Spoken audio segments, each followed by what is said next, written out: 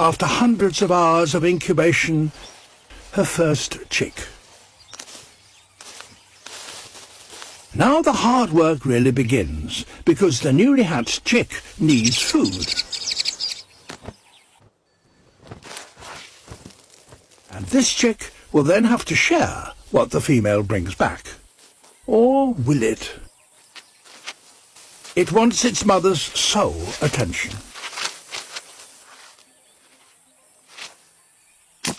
Feeding time. Something has changed. But what?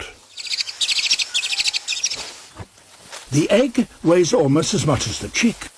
It's like pushing a boulder uphill. The mother's brood has been reduced to just this one chick, and it now has her total attention.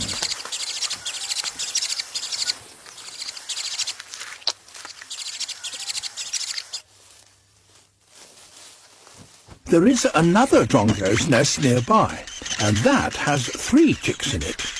But they don't look quite the same as hers. That is because she's raising an alien, the chick of a cuckoo. Cuckoos lay their eggs in the nests of other birds. The cuckoo's egg matched the Drongo's egg so perfectly that this foster mother has been completely deceived.